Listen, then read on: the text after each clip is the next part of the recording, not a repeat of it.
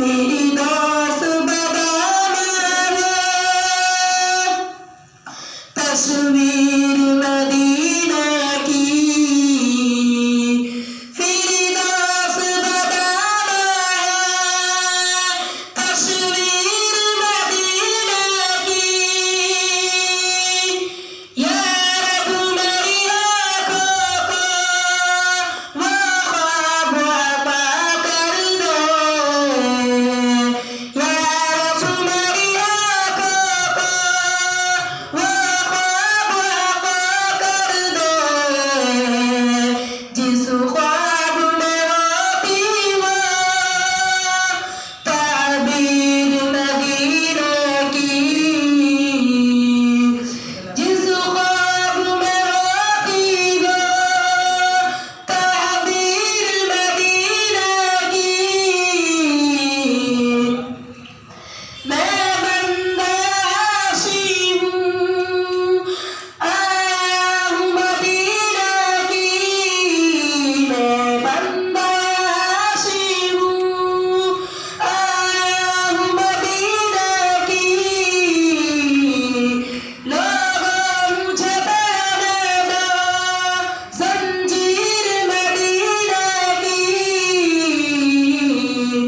لوگوں مجھے پہنے دو زنجیر مدینہ کی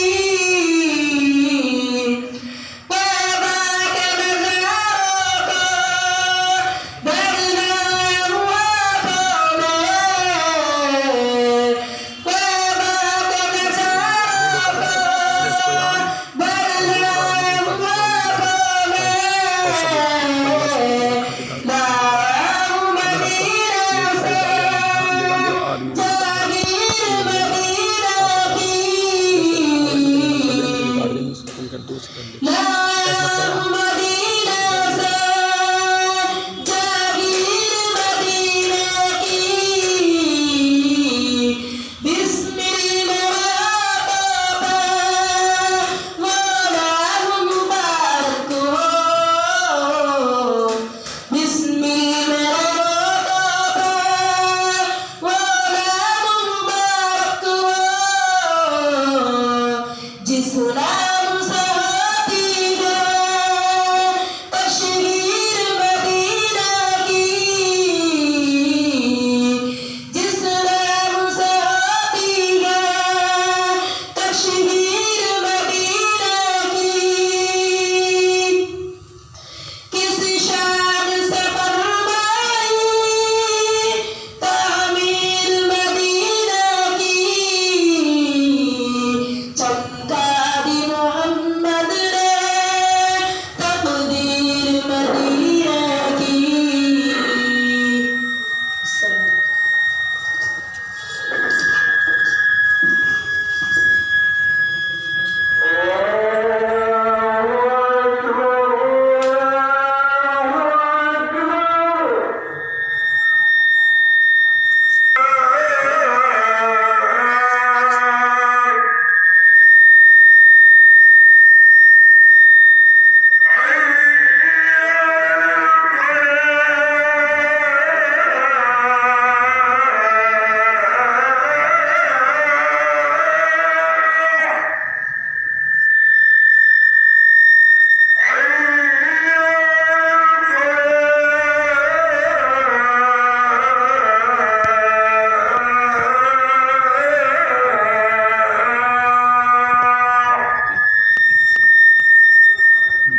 اذان کے بعد دے لوں گا اذان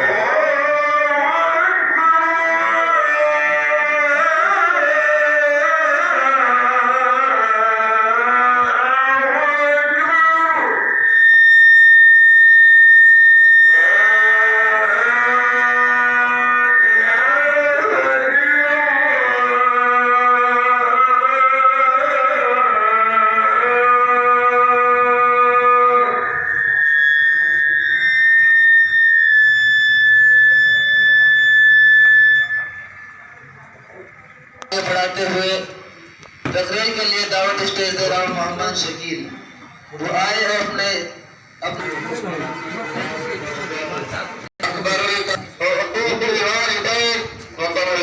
رلاتی ہے تیری حالت مسلمان مجھ کو، رلاتی ہے تیری حالت اے مسلمان مجھ کو، کہ عبرت خیز ہے تیرا فسانہ سب فسانوں میں برادران ملت۔ اتنے لوگوں کی جانیں ضائع ہو گئی اور اتنے املاک برباد ہو گئے اور ان سارے جرائم کا مجھے اسلام اور اسلام کے نام لوگوں کو قرار دیا جا رہا۔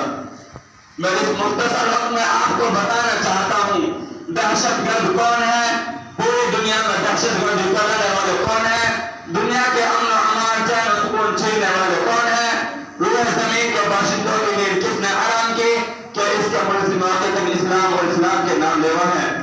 یاد رہے پر وہ کسی کی سوچشن سازش نہیں ہے دوستوں، اور اسلام کے پروانوں اسلامی تاریخ کا مطالعہ کرنے والے جانتے ہیں اسلام نے ہمیشہ امن و شانتی کی دعوت دی ہے، صلح و آشتی کی دعوت دی ہے، آپسی محبت و الفت کی دعوت دی ہے، اخوت و بھائی چارگی کی دعوت دی ہے، میل ملاپ خیر سگالی کی دعوت دی ہے، نصیحت و خیر و خواہی کی دعوت دی ہے، ظلم و زیادتی سے روکا ہے، فتنہ فساد سے روکا ہے، حق دل کے حق مارنے سے روکا ہے، خواہ کی نصاحت سے روکا ہے۔ دوستو اسلام کے عدل و انصاف دعوت و امن و شانتی کا اندازہ لگانے کے لیے ضروری ہے قبل اسلام کے حالات سے واقف ہو گئے دنیا پہلے کیسے کیسے حالات سے گزری ہے۔ چھٹی صدی عیسوی میں دنیا بڑی اضطراب و بےقراری کے حالت میں اپنے لباس گزارا کر رہی تھی، ہر طرف کتنا فساد چلا ہوا تھا، دوسرے پر ظلم و زیادتی کرنے کو اپنی بڑائی کی دلیل سمجھی جاتی تھی، دوسرے کے حقوق کو دبانا ایک قابل فخر نامہ سمجھا جاتا تھا، ایک بادشاہ کا دوسرے بادشاہ کے ملک میں داخل ہو کر خون خراب کرنا ایک قابل قدر نامہ سمجھا جاتا تھا، غریب و نادار و معذور لوگوں کو معاف تک نہیں کیا جاتا تھا، شیر خوار بچے کو دیوار پر اس زور سے مارا جاتا جس سے بچے کا بیٹا نکل کر باہر آتا۔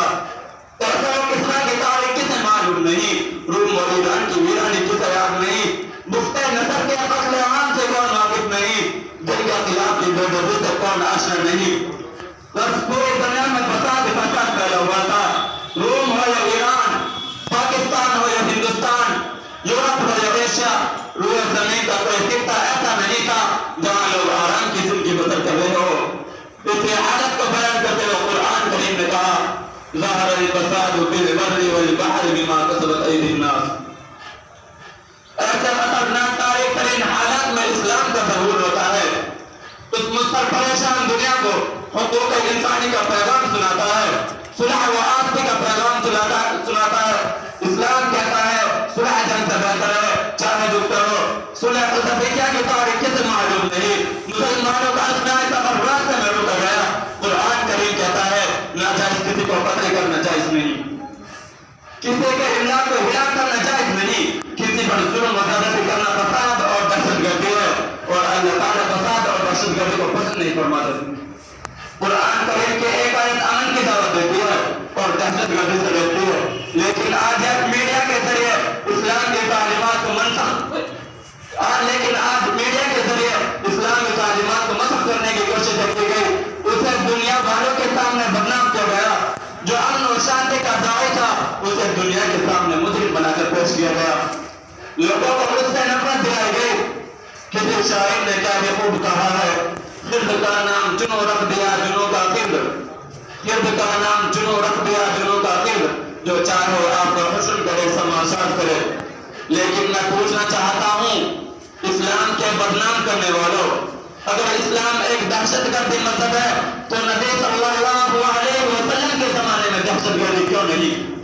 ابو بکر رضی اللہ عنہ کے زمانے میں دہشت گردی کیوں نہیں؟ عمر فاروق رضی اللہ عنہ کے زمانے میں دہشت گردی کیوں نہیں؟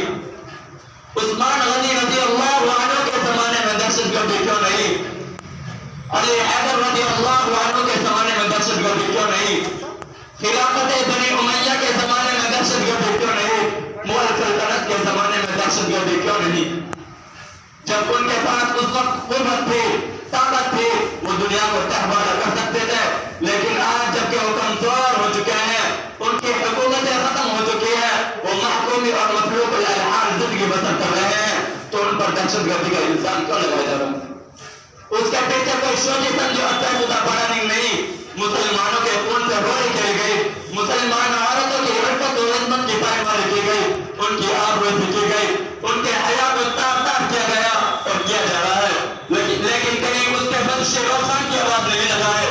میڈیا میں کبھی یہ نہیں کہا جاتا ان پر ظلم و زیادتی ہو رہی ہے، ان کے حقوق کی پائمانی کی جا رہی ہے۔ یہودی اور عیسائی کے لوہا میں ذہن کی قیمت ہے، مسلمانوں کے خون کی کوئی قیمت نہیں۔ اس پر ظلم والا ظلم یہ ہے، اس کو میڈیا میں مجرم و خطا کار بنا کر پیش کیا جاتا ہے۔ لہذا پہلے یہ طے کرو کہ دہشت گردی کسے کہتے ہیں؟ کیا جان و مال کی حفاظت کا نام دہشت گردی ہے؟ عزت و آبرو کی حفاظت کا نام دہشت گردی ہے؟ کیا اپنے وطن سے محبت کرنے کا نام دہشت گردی ہے؟ کیا اپنے وطن پر قربان کرنے کا نام دہشت گردی ہے؟ حقوق جائزہ کا مطالبہ کرنے کا نام دہشت گردی ہے؟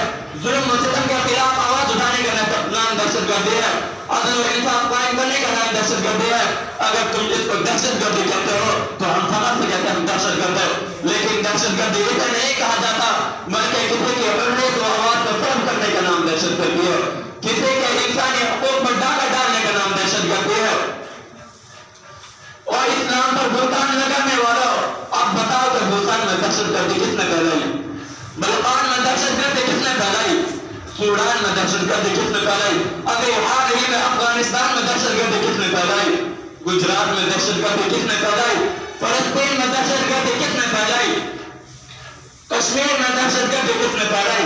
فلسطین کا چپا چپا کوشا کوسا مسلمانوں کے خون سے رنگین ہو چکا ہے، مسلمان عورتوں کے عفت و حسنت کی پامال لکھی گئی،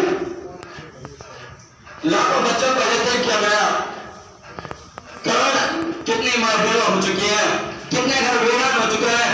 مسلمانوں، میں ان درندے یہودیوں سے پوچھنا چاہتا ہوں، اے نام نہاد امن قائم کرنے والوں، اگر تم واقعتاً میں امن قائم کرنا چاہتے ہو تو خود دہشت گردی کرنا چھوڑ دو، دوسرے کی ذلت و آبرو کرنا چھوڑ دو، دنیا میں امن قائم ہو جائے گا، دنیا سے دہشت گردی ختم ہو جائے گی۔ کسی شاعر نے کیا خوب کہا ہے، ہم تمہاری دھمکیوں سے خوف کھا سکتے نہیں، ہم تمہاری دھمکیوں سے خوف کھا سکتے نہیں، ظلم کے آگے اپنا سر جھکا سکتے نہیں، ہے یہی تاریخ، اپنا ہے یہی فلسفہ، ہم زمانے میں دبانے سے ابھرتے ہیں سدا۔